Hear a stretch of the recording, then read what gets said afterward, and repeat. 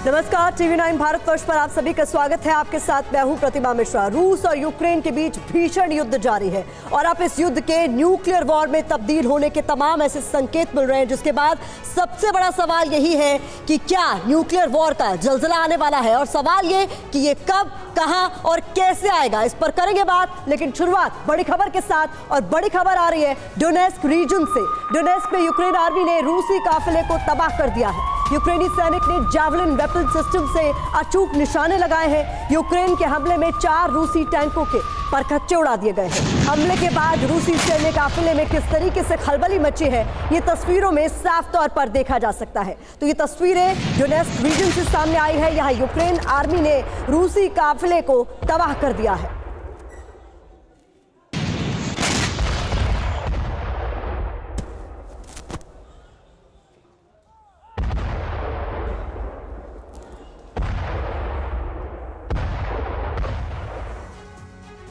तो जल्दी से ये तस्वीरें बिग वॉल के जरिए आपको दिखा देते हैं किस तरीके से जावलिन वेपन सिस्टम से अचूक निशाना लगाया गया, और एक काफिला जो चल रहा था टैंकों का वो किस तरीके से हो गया तबाह। 4 टैंक्स बताए जा रहे हैं जो इस अटैक के बाद पूरी तरीके से तबाह हो गए, और कितना भीषण यहाँ पर बॉम्बार्डमेंट देखा गया। ये आप देखिए, ये जावलिन वेपन सिस्टम है जिससे अचूक निशाना लगाया गया, और यहाँ पर एकाएक अफरा तफरी मच गई, क्योंकि यहाँ पर एक एक कर टैंक जैसे धू कर जलने लगे। यहाँ पर आप सैनिकों को भागते हुए साफ तौर पर देख सकते हैं इस वीडियो में। तो कुछ इस तरीके के हालात वहां पर हो गए। डोनेस्क की तस्वीरें सामने आई। यहाँ यूक्रेनी सैनिक ने जावलिन वेपन सिस्टम का इस्तेमाल कर अचूक निशाना लगाया। अगली बड़ी खबर भी आपके सामने हम रखने जा रहे हैं। डोनेस्क की खबर आपने देखी, यहाँ की ये तस्वीरें एक बार फिर से देखिए किस तरीके से एक एक कर यहाँ पर एक एक रशियन टैंक, 4 टैंक्स बताए जा रहे हैं जहां पर टारगेट किया गया, अचूक निशाना लगाया गया। ये देखिए 1 2 3 4 टैंक्स तबाह कर दिए गए। अगली बड़ी खबर बागपुत रीजन से सामने आ रही है। यहाँ पर सरहदी इलाके में जबरदस्त जंग जारी है। बता दें आपको,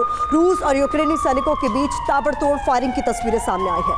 यहाँ anti tank guided missile launcher से हमले किए गए हैं। रूसी सैनिकों को पीछे धकेलने की कोशिश में यूक्रेनी जवान देखे गए। इधर यूक्रेनी सेना का रूसी ठिकाने पर एक और जबरदस्त अटैक का वीडियो सामने आया है। यूक्रेन ने अपने BM-21 ग्रैड MLRS से किस तरीके से किया अटैक, ये देखिए वीडियो में आप। यूक्रेन ने 3 MLRS से बारूदी बारिश का ये वीडियो भी जारी किया। तो तस्वीरें आपके सामने हैं जिस पे आप देख सकते हैं यूक्रेन ने 3 MLRS से बारूदी बारिश की है। इसका वीडियो बाकायदा जारी किया है। यूक्रेन ने अपने BM-21 ग्रैड MLRS का इस्तेमाल करते हुए जोरदार हमला बोला है रूस पर, रशियन फोर्सेस पर।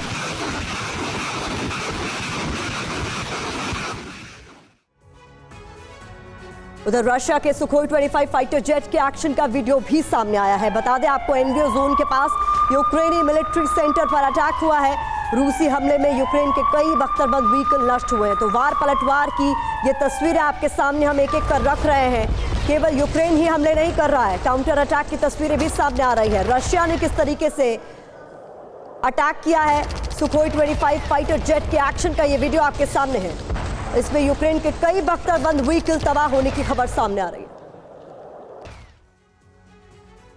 अब जल्दी से 3 तस्वीरें आपके सामने हम रखने जा रहे हैं जिससे जुड़ी बड़ी खबर आपके सामने हमने रखी है। 3 तस्वीरें बेहद महत्वपूर्ण है जो वॉरजोन से सामने आ रही है। तो पहली तस्वीर आपके सामने है, बागपुत में किस तरीके से आमने सामने की जंग जारी है। वहीं बागपुत जिसको लेकर तरह तरह के दावे किए जा रहे थे, इसे फतेह करने की बात कही जा रही थी, वहां यूक्रेन की तरफ से किस तरीके से जोरदार हमला किया गया MLRS का इस्तेमाल कर, और रूस की ओर से सुखोई 25 का एक्शन इस वीडियो में आप साफ तौर पर देख सकते हैं। तो जंग किस तरीके से जारी है, वार पलटवार का दौर जारी है, ये 3 तस्वीरों के जरिए साफ तौर पर आप देख सकते हैं। और ऐसी ही खबरें लगातार वॉरजोन से सामने आ रही है। उधर आपको बता दें, इन 3 तस्वीरों के साथ ही साथ एक और बड़ी खबर का हम रुख कर रहे हैं। यूक्रेन ने रूस का बड़ा हमला नाकाम किया है। यूक्रेनी सेना ने 9 रूसी शाहिद ड्रोन मार गिराए हैं। रात के वक्त यूक्रेनी शहरों पर रूस ने किया था ड्रोन अटैक।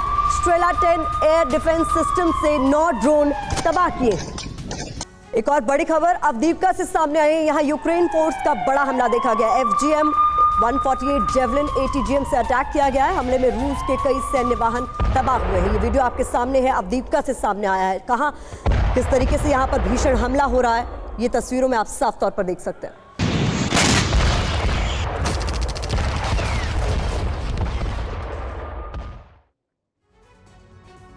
हाइमार्स रॉकेट लॉन्चर के हमले का वीडियो भी अब आपके सामने हम रखने जा रहे हैं। यूक्रेन आर्मी का रूसी ठिकानों पर इससे बड़ा हमला देखा गया है। यूक्रेन ने हाइमार्स रॉकेट लॉन्चर से किस तरीके से किया हमला, ये वीडियो आपके सामने है। यूक्रेनी हमले में रूसी सेना को भारी नुकसान की खबर भी सामने आ रही है।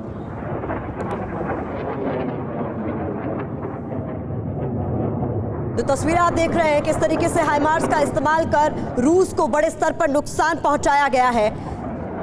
ये वीडियो में आप साफ तौर पर देख सकते हैं। पास खड़े लोगों ने इसका वीडियो भी अपने कैमरे में कैद किया। तो तीन बड़ी खबरें आपके सामने एक बार फिर से हम रख रहे हैं। यूक्रेन ने रूस को किस तरीके से बड़े हमले को नाकाम किया है, उसकी पहली तस्वीर आपके सामने है। दूसरी तस्वीर हमने दिखाई आपको अवदीपका से, यहां पर यूक्रेन फोर्स का बड़ा हमला देखा गया है। और तीसरी तस्वीर में आप हाइमार्स का एक्शन देख रहे हैं जिसपे रूस को भारी नुकसान की खबर।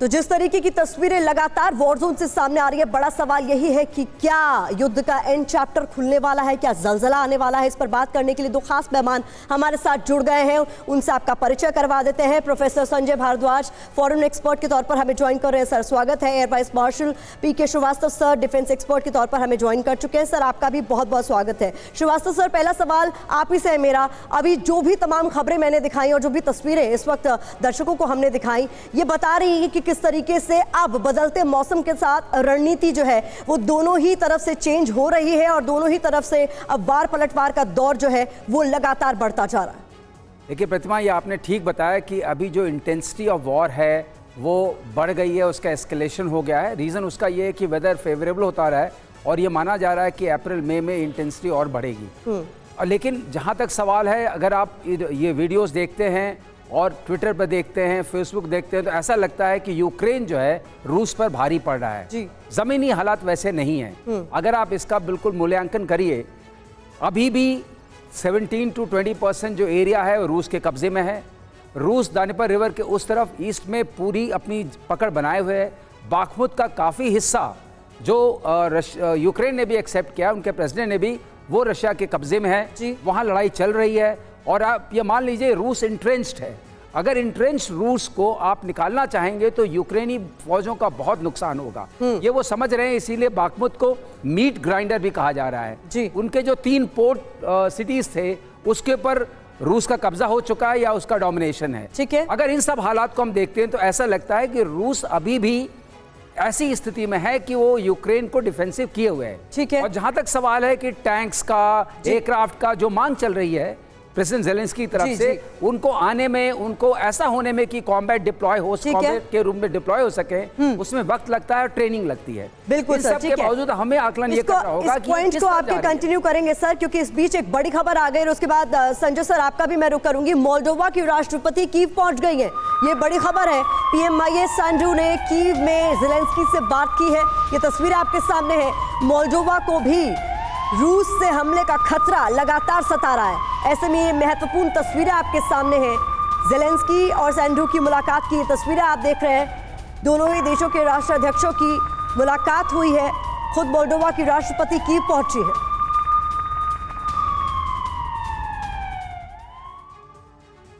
एक और बड़ी खबर आपके सामने, लुकाशेंको की पश्चिम को सीधी धमकी भी सामने आई है। हमला किया तो एटमी हथियारों से देंगे जवाब। स्ट्रेटेजिक न्यूक्लियर मिसाइल का भी इस्तेमाल करने से खुद को नहीं रोकेंगे, ये अलेक्जेंडर लुकाशेंको बेलारूस के राष्ट्रपति की तरफ से कहा गया है। तो ये बड़ा बयान सामने आया है। आपको याद होगा पुतिन ने अभी ऐलान किया था इस बात का कि बेलारूस पर हम तैनाती करेंगे इन वेपन्स की, और ऐसे में लुकाशेंको की ओर से ये बड़ा बयान दिया गया।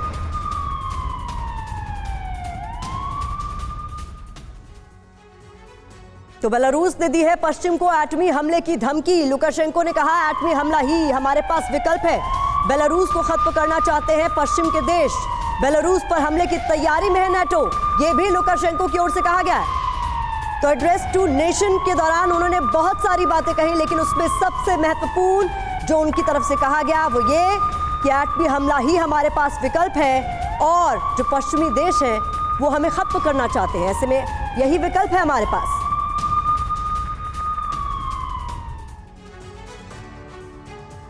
पश्चिमी देश यूक्रेन की लगातार मदद कर रहे हैं, उसे हथियारों की सप्लाई कर रहे हैं। ये सब देखकर प्रेसिडेंट पुतिन का माथा ठनका हुआ है। रूस कई बार पश्चिमी देशों को चेतावनी दे चुका है, अंजाम भुगतने की वार्निंग दे चुका है। बावजूद इसके यूक्रेन को विध्वंसक हथियारों की डिलीवरी जारी है। मगर अब यूक्रेन के तमाम मददगारों पर न्यूक्लियर सुनामी का खतरा मंडराने लगा है। और इस बार पुतिन के टारगेट पर सिर्फ यूक्रेन नहीं, बल्कि यूरोप के कई सारे मुल्क हैं, जिनका नामो निशान खत्म करने के लिए पुतिन ने एटमी प्लान भी तैयार कर लिया है, वो भी महज 2 मिनट के भीतर। बेलारूस वाले वॉर फ्रंट से आखिर कैसे, देखिए।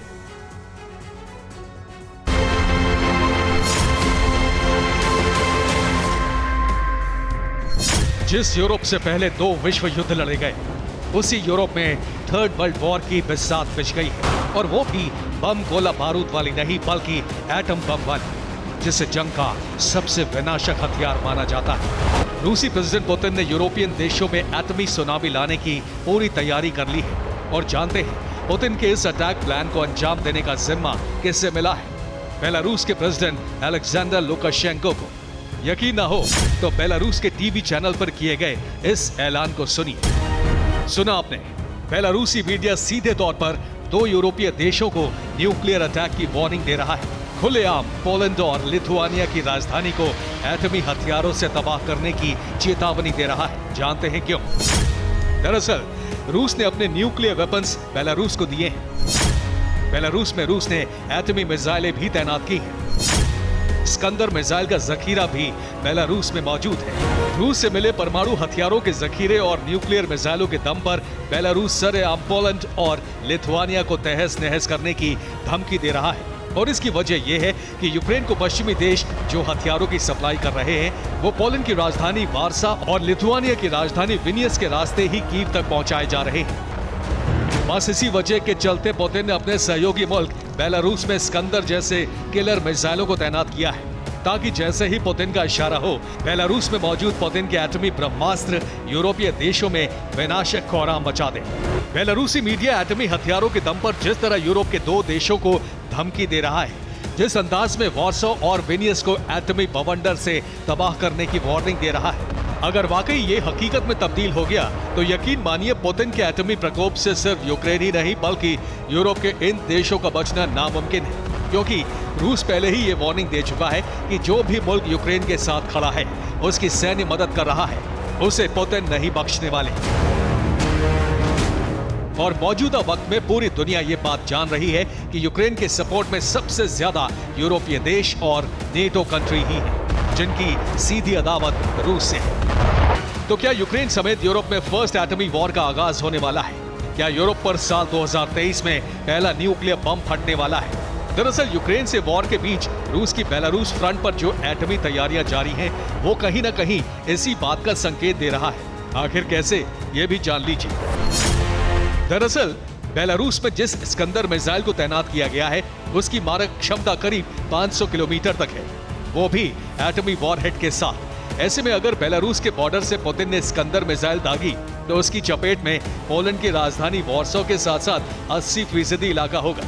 वहीं लिथुआनिया की राजधानी विनियस भी स्कंदर के एटमी हमले में तहस नहस हो जाएगी। इसके अलावा यूक्रेन की राजधानी कीव और रोमानिया का कुछ हिस्सा भी स्कंदर के एटमी प्रकोप में झुलस जाएगा।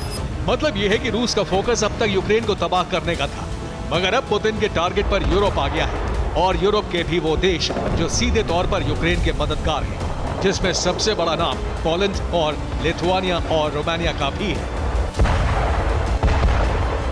यानी अब किसी भी वक्त यूरोप के इन देशों पर परमाणु बम गिर सकता है, एटमी प्रहार हो सकता है। इंतजार है तो रूसी प्रेसिडेंट पुतिन के एक ऑर्डर का। Bureau report, TV9 Bharatvarsh. और इस वक्त की एक और बड़ी खबर आपके सामने रख दे। रशियन एटमी हथियारों को रखने की बेलारूस में तैयारी शुरू हो गई है। लुकाशेंको ने दिया रेस्टोरेशन साइट तैयार करने का आदेश। रूस की टोपोल बैलिस्टिक मिसाइलें बेलारूस में तैनात होंगी और इसको लेकर यह आदेश दे दिए गए हैं कि जल्द से जल्द इसके लिए काम शुरू किया जाए।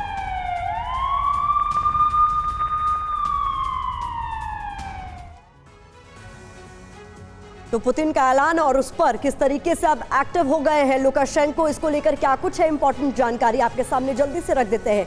देखिए, आपको याद होगा 25 मार्च का वो दिन जब ऐलान कर दिया गया था पुतिन की तरफ से, ये महत्वपूर्ण जानकारी, 25 मार्च का वो दिन, पुतिन का ऐलान, बेलारूस में टैक्टिकल न्यूक्लियर वेपन तैनात करेंगे। खलबली मच गई थी और इसके बाद इससे संकेत परमाणु युद्ध की आशंका के।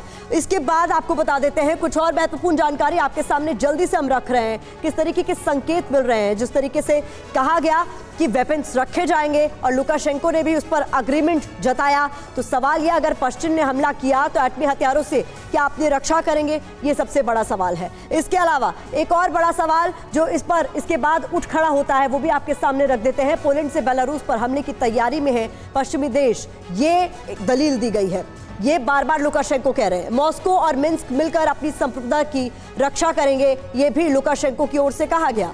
जरूरत पड़ी तो टैक्टिकल ही नहीं, स्ट्रेटेजिक एटमी वेपन भी आजमाएंगे, ये भी लुकाशेंको की ओर से साफ कहा गया। तो कुल मिलाकर अपने बॉर्डर्स पर वेपन्स रखने को किस तरीके से जस्टिफाई कर रहे हैं बेलारूस के राष्ट्रपति अलेक्जेंडर लुकाशेंको, ये हम आपको बता रहे हैं। इसको लेकर किस तरीके से खलबली मची, जर्मनी ने किस तरीके से ऐतराज व्यक्त किया, अमेरिका ने क्या कुछ कहा, ये सब कुछ हमने आपको बताया। और कुछ इंपॉर्टेंट इंफॉर्मेशन आपके सामने हम रख रहे हैं, उसके बाद अपने मेहमानों का हम रुख करेंगे। तो देखिए, मैप के जरिए आपको बता रहे हैं किस तरीके की स्थिति है। यूक्रेन, नीचे आप देख रहे हैं मोल्डोवा पहुंची, यहाँ पर राष्ट्रपति, मोल्डोवा की राष्ट्रपति पहुंची कीव, और बेलारूस जहाँ पर एटमी वेपन की जल्द तैनाती हो रही है। किस तरीके से यहाँ पर हालात भयावह होते जा रहे हैं। रशियन टोपोल मिसाइलों की यहाँ तैनाती होगी। खुद इसको लेकर अलेक्जेंडर लुकाशेंको ने कह दिया, इंफ्रास्ट्रक्चर जो जरूरी है उसे तुरंत तैयार किया जाए, उसको लेकर आदेश भी जारी कर दिए गए हैं। और वहाँ मोल्डोवा को रूस से हमले का लगातार डर सता रहा है और यही बातचीत ज़ेलेंस्की के साथ की भी गई है सांडू की ओर से।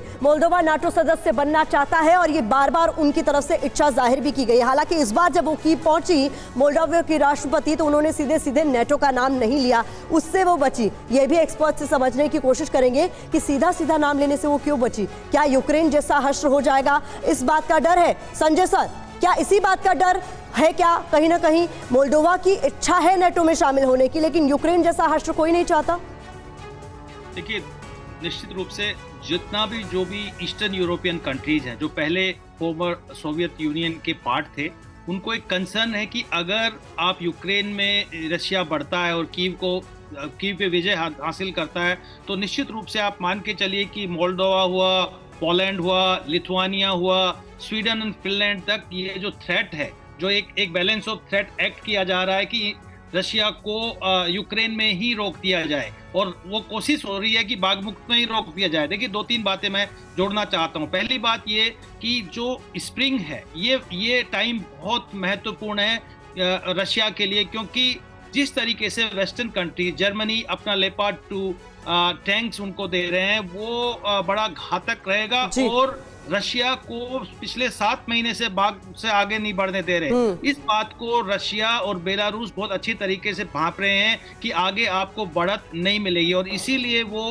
बेलारूस में टैक्टिकल न्यूक्लियर वेपन की बात कर रहे हैं इनिशियली, और खतरा बता रहे हैं कि हमको सीधा पोलैंड और लिथुआनिया से सीधा खतरा है। क्योंकि पूरे युद्ध में अगर आप पूरा 13-14 महीने का युद्ध देखते हैं, तो उसमें जो सप्लाई जो सेंटर रहा है वो पोलैंड और लिथुआनिया के माध्यम से वेस्टर्न कंट्रीज ने पूरा लॉजिस्टिक और मटेरियल सप्लाई किया है। तो ये बात मान के चलिए कि पहला तो थ्रेट ये है कि इस बात को समझ रहे हैं कि आज के दिन रशिया आर्मी में उतना जज्बा नहीं है और अपना हथियार भी एग्जॉस्ट कर चुके हैं, तो वो न्यूक्लियर टेक्निकल वेपन की तरफ बढ़ रहे हैं और जरूरत पड़ा तो स्ट्रेटेजिक वेपन की तरफ भी बढ़ेंगे। दूसरी बात जो मैं कहना चाह रहा हूँ कि ये जो कंट्रीज हैं, चाहे आप मोल्डोवा हो, फिनलैंड हो, स्वीडन हो, ये सब कंट्रीज नाटो की शील्ड में भी आना चाहते हैं, नाटो के मेंबर भी बनना चाहते हैं, ताकि इन पे अगर किसी तरीके का अटैक होता है तो वो नाटो पे अटैक माना जाएगा।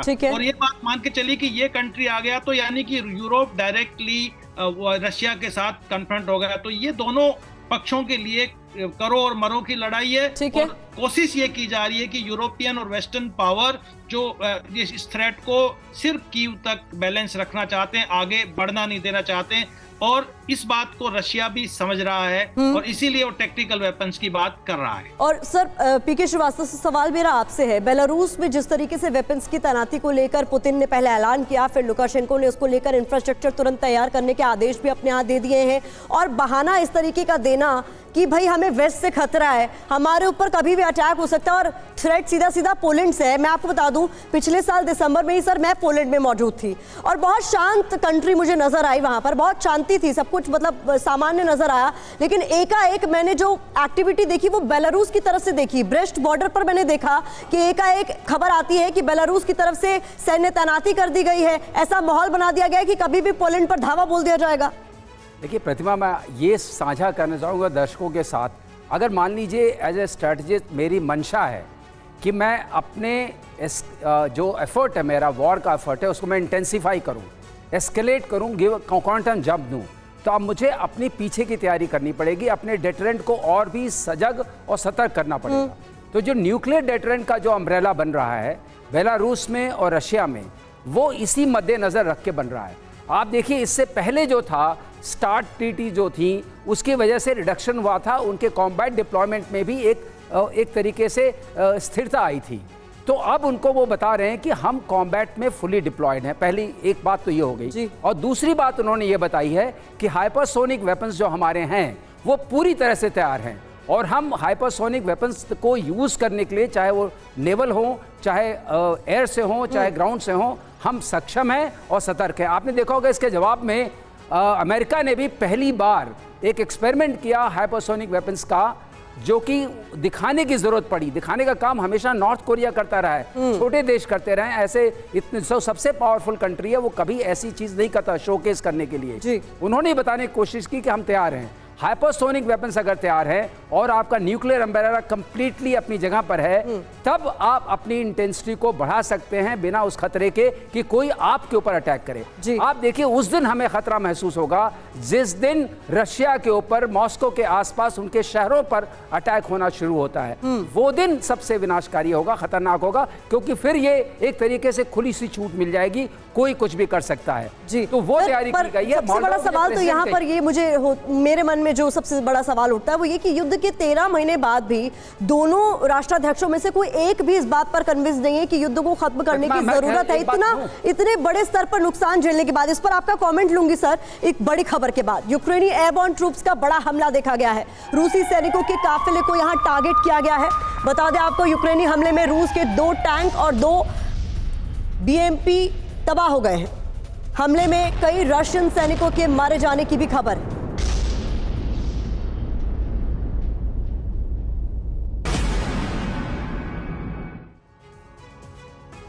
इस बीच ज़ैपोरिज़िया में यूक्रेन ने रूसी होवित्जर को तबाह किया है। तस्वीरें आपके सामने रखेंगे। यूक्रेन ने ड्रोन से सटीक हमला किया है, ये वीडियो आप देख सकते हैं। रूसी D-20 होवित्जर में हुआ है जोरदार धमाका। ये वीडियो देखिए, यूक्रेन ने ड्रोन से किस तरीके से टारगेट किया है और होवित्जर को उड़ा दिया। अगली बड़ी खबर भी ज़ैपोरिज़िया से है। यहां यूक्रेन का एक और बड़ा हमला देखा गया है। यूक्रेन ने रूसी BOK M3 मिसाइल सिस्टम तबाह किया। यूक्रेन ने हमले का वीडियो भी जारी किया।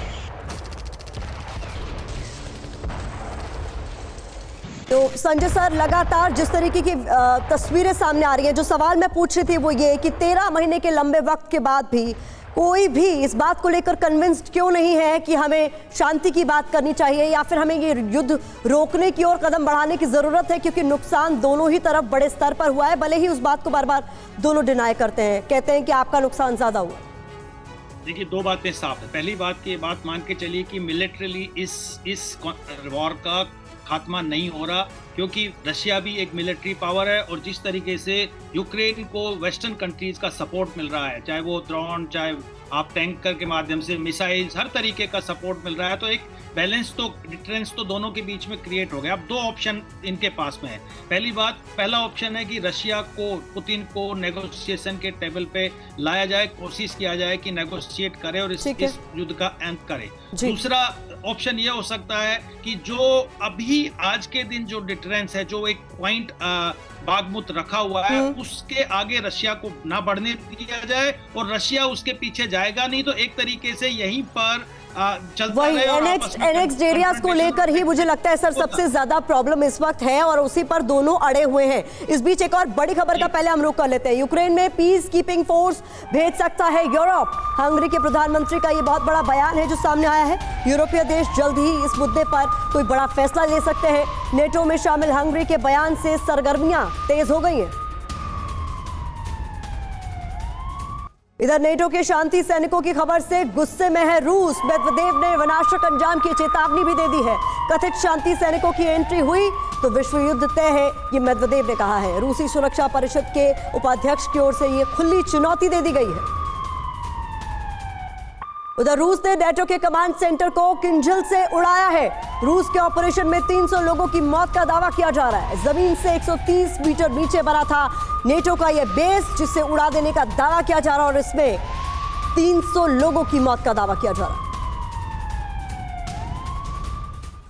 अब ये पूरी खबर क्या है इसको जल्दी से आपके लिए डिकोड कर देते हैं। बिग वॉल पर कुछ इंपॉर्टेंट इंफॉर्मेशन आपके लिए हम लेकर आए हैं, उसके बाद एक्सपर्ट से बात करेंगे। नेटो पर किंजल से अटैक, खबर क्या है? रूस ने नेटो के कमांड सेंटर को उड़ाया और डोनेस्क में किंजल मिसाइल से हमले की ये बड़ी खबर सामने आई और इसमें जमीन से 130 मीटर नीचे था नेटो का बेस। ये इंपॉर्टेंट इंफॉर्मेशन है जो आपके सामने हम रख रहे हैं। बता दें रूसी हमले में 300 लोगों की मौत का दावा किया जा रहा है और इसको लेकर तरह तरह के दावे सामने आ रहे हैं। बता दें आपको रूसी हमले में जैसे कि मैंने बताया 300 लोगों की मौत का दावा किया जा रहा है और इस बीच कई तरह के दावे सामने आ रहे हैं। अमेरिकी मीडिया में तो ये बातें भी कही जा रही हैं कि इस बात में सच्चाई नहीं है। अब आपको बता दें रूस के निशाने पर नेटो आखिरकार क्यों है? यूक्रेन की ताकत नेटो है, यह हम सभी जानते हैं कि इस युद्ध में नेटो की वजह से यूक्रेन टिका हुआ है। नेटो के दम पर यूक्रेन डटा है। यूक्रेन को नेटो से वेपन सप्लाई हो रही है, वो भी भारी मात्रा में। नेटो की तबाही तो यूक्रेन पर की हार पक्की मानी जाएगी। इसीलिए माना जा रहा है कि नेटो के कमांड सेंटर को टारगेट किया गया है और टारगेट किससे किया गया है? किंजल मिसाइल से। तो किंजल मिसाइल की ताकत के बारे में भी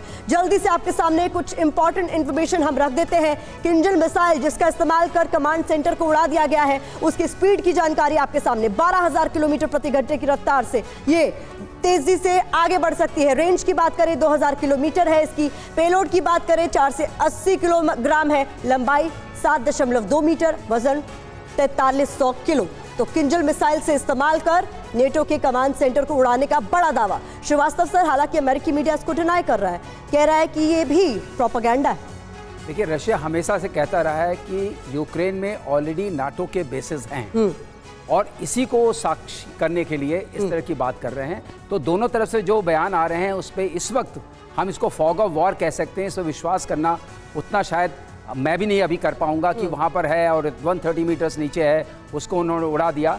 मे बी मीडिया कैंपेन हो सकता है, misinformation disinformation campaign हो सकता है। लेकिन एक बात मैं ज़रूर कहना चाहूँगा, क्योंकि अभी बात चल रही थी कि नाटो के सपोर्ट पर ही यूक्रेन ये लड़ाई लड़ रहा है। आप बताइए, आज तक के पूरी हिस्ट्री में कभी कोई दूसरे से वेपन्स लेके लगातार अपनी लड़ाई जीत पाया है? ऐसा कोई हमारे पास साक्ष्य तो है नहीं। लेकिन ये लड़ाई तभी रुकेगी जब वहां से मिलना शुरू होगा। जहां तक क्वालिटी और क्वांटिटी ऑफ वेपन्स की बात है जो युद्ध लड़ने के लिए चाहिए, आप देखिए वो कहां यूक्रेन को मुहैया कराई जा रही हैं। नहीं है, वो मांगता है कि हमें F-16 दीजिए। F-16 कहां मिला? एक बार हाँ होती है फिर ना होती है। हमें दूर मारक हमें वो दीजिए, मिसाइल्स दीजिए, वो भी नहीं मिल रहे हैं। जब तक यूक्रेन को वो सामग्री नहीं मिलेगी जिससे कि वो रशियन मेनलैंड में अटैक नहीं कर सकते। तो सर, आप भी अग्री करेंगे कि जो कहा गया है वो सही कहा गया है कि युद्ध में सबसे पहले मौत सच्चाई की होती है। इस वक्त एक बड़ी खबर का हम रुख कर रहे हैं। बड़ी खबर यह कि 7 साल बाद रूस की नई फॉरेन पॉलिसी सामने आई है। रूस ने दुनिया में भारत के बढ़ते दबदबे का लोहा माना है। नई फॉरेन पॉलिसी में भारत चीन को सबसे ऊपर रखा गया है। रूस ने अमेरिका को दुश्मन नंबर 1 बताया।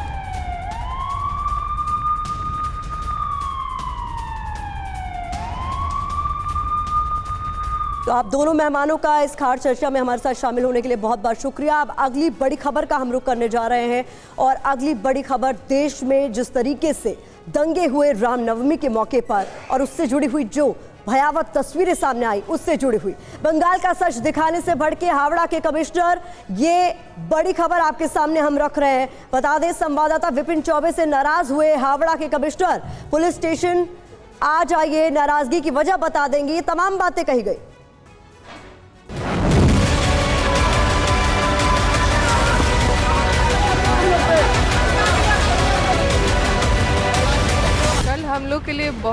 बहुत ही दहशत वाला दिन था। हमारा ऊपर से पैर में लगा, हम तो वहीं गिर गए। बाबू हमारे पीछे नहीं थे, हमारे छूटल भैया बाबू। घरों में जो लोग बचे थे वो अपने घरों में ताला लगाकर जो कुछ साजो सामान बचा हुआ है उसे समेटकर और पलायन करने को मजबूर हैं।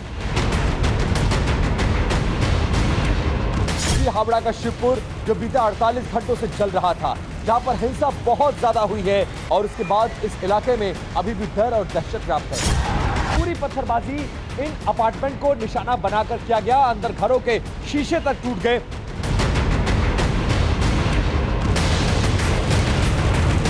गैरेज में जितनी भी गाड़ियां खड़ी थी उन सबको उपद्रवियों ने और उस हिंसक भीड़ ने आग के हवाले कर दिया।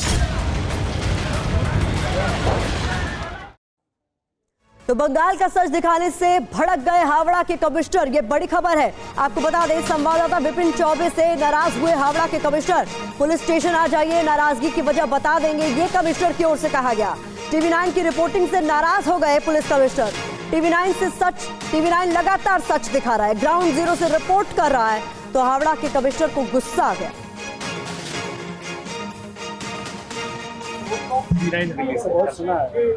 थोड़ा सा एरिया को शांत रहने।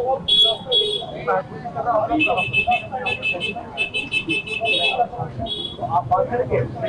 हाँ, बिल्कुल नाराज लग रहे हैं आप। अच्छा, लेकिन हम लोग बहुत अच्छे तरीके से।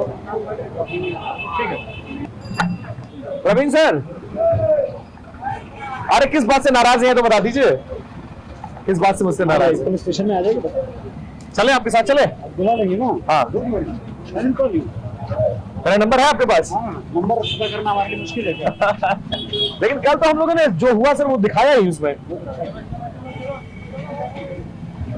यहाँ बोल के कंसाइन बोल के चीज होती है, नौकरी एक चीज है, कंसाइन से चीज, बस दो चीज में डिफरेंस है। लेकिन हम तो अपना धर्म तो निभा ही रहे सर। ये डिबेट में कर लूंगा तुम्हारे साथ बैठ करके। हाँ हाँ, बस इतना चीज का ध्यान रखो। नहीं, लेकिन लोग तो आरोप लगा रहे हैं कि पुलिस ने अपना धर्म नहीं निभाया सर। वही तो मैं कह रहा हूँ, मैं भी अपने इस पे हाथ रख के पूछ रहा हूँ अपने आप।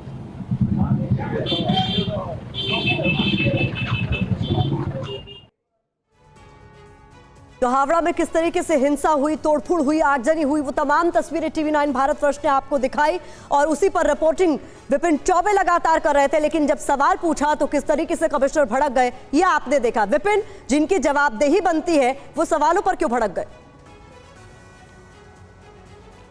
देखिए, साफ तौर पर जब आप पर सवाल उठाए जाएंगे और आपने अपनी जिम्मेदारी ढंग से नहीं निभाई है तो आपको गुस्सा आएगा।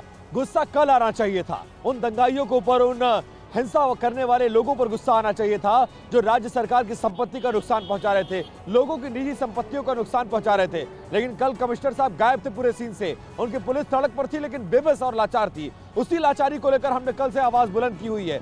शायद हमारी आवाज उनके कानों में खटक रही है, इसीलिए जब मेरा आमना सामना हुआ, जैसे मैंने अपना परिचय देना शुरू किया, बोले मैं आपको जानता हूं, मैं कल से आपको देख रहा हूं और मैं देख रहा हूं आप क्या कर रहे हैं। मैंने कहा कि जो हो रहा है मैं वो दिखा रहा हूं और मैं दिखाता रहूंगा। आप बताइए कि आप कहां थे? कोई जवाब नहीं था। बोले पुलिस स्टेशन में चल के बात करूंगा, तो मैंने कहा चलिए मैं साथ में चलता हूं, लेकिन उनकी ले जाने की हिम्मत नहीं हुई क्योंकि कैमरा ऑन था। वो जान रहे थे कि वो गलत कर रहे हैं, मुझे हड़काने की कोशिश कर रहे थे, मुझे डराने की कोशिश कर रहे थे, लेकिन ना मैं डरा ना मैं डिगा। और हम इसी तरह से खबरें दिखाते रहेंगे। बंगाल में अगर जुल्म होगा तो जुल्म की तस्वीर सामने आनी चाहिए और टीवी9 भारतवर्ष अपनी जिम्मेदारी निभाता रहेगा। 48 घंटे से नॉन स्टॉप कवरेज जारी है और इस नॉन स्टॉप कवरेज में प्रतिमा यही दिखाने की कोशिश कर रहे हैं कि अन्याय हो रहा है और इस अन्याय पर सरकार से लेकर पुलिस तक चुप है यहाँ पर और अपनी जिम्मेदारी नहीं निभा रही है। शायद इन दोनों ने अपनी जिम्मेदारी निभाई होती तो अगर रामनवमी के दिन बंगाल को जलाने की कोशिश हुई थी तो शायद शुक्रवार को जुमे की नमाज के दिन ये नहीं हो पाता। लेकिन सरकार की चुप्पी, शासन और प्रशासन की चुप्पी ये जाहिर करती है सब कुछ सेट है, जो हो रहा है होने दो, क्योंकि सवाल वोट बैंक का है, सवाल अपने कैडर का है। बिल्कुल, और बहुत जरूरी हो जाता है विपिन ये बताना, ये दिखाना, जो सच लगातार टीवी9 दुनिया भर के सामने रख रहा है, और वो रिपोर्ट दिखाना भी बहुत जरूरी हो जाता है, जिसकी वजह से कमिश्नर साहब आपसे, विपिन चौबे जो हमारे संवाददाता इस वक्त टीवी स्क्रीन पर देख रहे हैं, उनसे नाराज हो गए। वो रिपोर्ट आपको दिखाते हैं। देखिए, भीड़ एक बार पुलिस वालों से भिड़ गई है। लेटेस्ट विजुअल, मीडिया की तरफ ये भीड़ आने की कोशिश, मीडिया पर हमला करने की कोशिश और मीडिया की सुरक्षा करते पुलिस वाले। ये देखिए बिल्कुल लेटेस्ट विजुअल हावड़ा के शिवपुर थाने के ठीक सामने आप ये विजुअल्स देख रहे हैं और मीडिया कर्मियों को तरफ हमला बोलते हुए नजर आई है भीड़। और ये भीड़ जो है अचानक हमलावर हो गई, लाठी डंडे हाथों में पत्थर लेकर ये भीड़ हमारी तरफ आई है। और इस भीड़ को रोकने के लिए पुलिसकर्मी जो हमारी सुरक्षा में तैनात थे, जो भीड़ को रोकने के लिए उनको सख्त होना पड़ा। और देखिए फिर से सिचुएशन अब देखिए, पुलिस वाले दौड़ाकर भीड़ को काबू में कर रहे हैं। मीडिया से पता नहीं क्यों इस बात की नाराजगी है, तब जबकि हम उनका पक्ष भी जानना चाहते हैं कि अगर आपकी कोई नाराजगी है तो आप रखिए। एक बार प्रत्युष आपको तस्वीरें लेकर चलते हैं। भीड़ उकसा रही है, भीड़ चिल्ला रही है, भीड़ चिढ़ाने की कोशिश कर रही है फोर्सेस को। हाथों में झंडे बैनर्स हैं और लाठी डंडे। और सबसे बड़ी बात, भीड़ के ज्यादातर चेहरों पर आप देखेंगे तो आपको मास्क नजर आएगा, रुमाल नजर आएगा। मतलब वो ये जान रहे हैं कि हम गलत कर रहे हैं, हम पहचाने जा सकते हैं, इसलिए हमें अपनी आइडेंटिटी को छुपाना पड़ेगा। सब कुछ जानबूझकर हो रहा है। लेकिन इस बीच जो सबसे बड़ा सवाल है वो सवाल ये है कि बंगाल सरकार इतनी बेबस क्यों है और भीड़ रह रहकर बाहर आ जा रही है। और देखिए भीड़ के चेहरों पर बंधा हुआ रुमाल आप देख सकते हैं। और भी रैपिड एक्शन फोर्स और पैरामिलिट्री फोर्सेस कोलकाता पुलिस के कमांडोज को बुलाया गया। और आप देखिए बॉडी प्रोटेक्टेड के साथ किस तरह से और भी लोगों को बुलाना पड़ा, क्योंकि बीच में थाने के और जो जूट मिल मस्जिद है उसके बीच में बहुत बड़ी तादाद में लोग आ चुके हैं। पुलिस को कंट्रोल करना मुश्किल हो रहा है। एक गली रोकते हैं तो दूसरी गली से आ जाते हैं, तीसरी गली रोकते हैं तो चौथी गली से आ जाते हैं।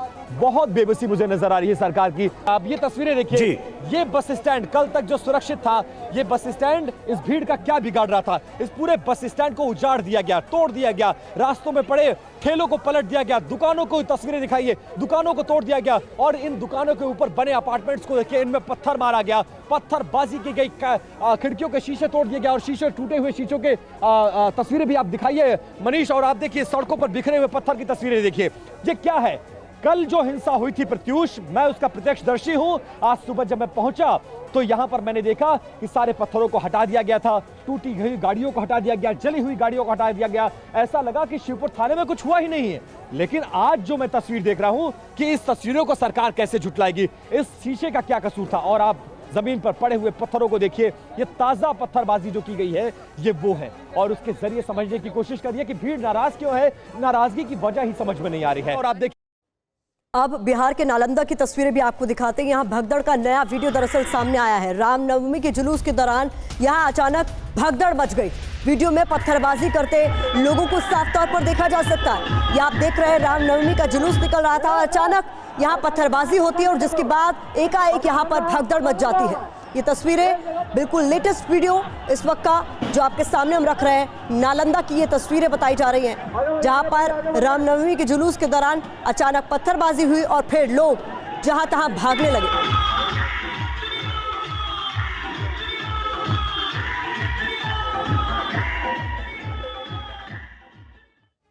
ये बता दें आपको नालंदा की पुरानी तस्वीर थी। हालांकि नालंदा में फिलहाल हालात काबू में है, ये भी आपको बता देते हैं। कई बसों में उपद्रवियों ने आग लगाई थी। नालंदा की ग्राउंड रिपोर्ट बेहद चौंका देने वाली है। TV9 भारतवर्ष पर नालंदा से ग्राउंड रिपोर्ट अब आपके सामने। हमारे संवाददाता प्रत्युष खरे नालंदा से रिपोर्टिंग कर रहे हैं। कल जहां दंगाइयों ने बसों को आग के हवाले कर दिया था, ठीक उसी जगह आज TV9 पहुंचा है। उनकी रिपोर्ट आपको दिखाते हैं। और इस वक्त हम मौजूद हैं बिहार शरीफ के सोगरा कॉलेज के गगन दीवान मोहल्ले में। और मेरे ठीक पीछे आप ये देखिए, ये बस पूरी जली हुई नजर आएगी। सिर्फ एक बस नहीं बल्कि दो बसें और भी जितनी गाड़ियां हैं। दरअसल में ये गैरेज है और इस गैरेज में जितनी भी गाड़ियां खड़ी थी उन सबको उपद्रवियों ने और उस हिंसक भीड़ ने आग के हवाले कर दिया। दरअसल इसे ही लोग कह रहे हैं कि यही स्टार्टिंग पॉइंट था जहां से हिंसा भड़की, क्योंकि ठीक इसके पास में ही एक मस्जिद है। दोनों पक्षों का आरोप है कि पहले पत्थरबाजी उनकी तरफ से हुई, दूसरे पक्ष कह रहा है कि नहीं पत्थरबाजी पहले उनकी तरफ से हुई। वहां पर एक स्कॉर्पियो को पहले निशाना बनाया गया, स्कॉर्पियो को आग के हवाले किया गया। उसके बाद जो गुस्साई भीड़ है, आक्रोशित भीड़ है, वो इस तरफ आती है, उपद्रवी इस तरफ आते हैं और यहां पर इस गैरेज के अंदर जितनी भी गाड़ियां खड़ी रहती हैं उन सबको वो आग के हवाले कर देते हैं। और ये देखिए जरा इधर तस्वीरों में आप, ये पीछे आग तो बुझा दी गई है लेकिन धुआं अभी भी यहाँ पर उठ रहा है। और आसपास देखिए, आसपास जितने भी मकाने आपको नजर आ रहे हैं, कोई भी इस वक्त कोई शख्स आपको उस मकान पर नजर नहीं आ रहा होगा। एक एक सन्नाटा है, यहाँ पर एक सन्नाटा है, क्योंकि बार बार यहाँ अनाउंसमेंट किया जा रहा है कि धारा 144 लगी हुई है, कोई भी बाहर ना निकले, जमावड़ा ना लगाए। और ये देखिए, ये जो धुआं जो पीछे आपको ये उठता हुआ नजर आ रहा है, ये धुआं कई सारे सवाल भी खड़े कर रहा है। उधर बिहार के सासाराम में दंगे के बाद लोग बेहद डरे सहमे हैं। खौफजदा लोग अपना आशियाना छोड़कर पलायन कर रहे हैं। पुलिस फ्लैग मार्च कर रही है। क्या है सासाराम के ताजा हालात, आइए देखिए TV9 संवाददाता रुपेश कुमार की इस रिपोर्ट में। शांति की अपील की जा रही है दोनों समुदायों से, और दोनों समुदाय के लोग जो हैं, दोनों पक्ष के लोग भी एक साथ हैं, प्रशासन के साथ खड़े हैं। लेकिन किस तरह से कहीं कोई पलायन कर रहा है, किसी के घर में लूटपाट हुई है, तो जो आग लगी है वो उसमें उसके धुएं अभी भी ये निशानदेहियाँ आप देख सकते हैं किस तरह से। ये जो एक घर है देखिए, इनका क्या नाम है? आपका घर है? गुलाम मुस्तफ़ा साहब का ये मकान है। ये किराए पर यहाँ पे रहते थे, और यहाँ पर किस तरह से जो आग यहाँ पर लगी है या लगाई गई है वो अभी भी यहाँ पर, कल दिन में 12 बजे नमाज पढ़ने लोग गए जुमा की 12 बजे, उसी समय 12:30 बजे ये काम हुआ। और देखिए यहाँ पर किस तरह से, और ये बता रहे हैं कि प्रशासन की मौजूदगी में यहाँ पर आग लगी है। और उसके बाद से डीएम साहब यहीं थे, सब कुछ थे, बचाने के लिए हम आए। तो देखिए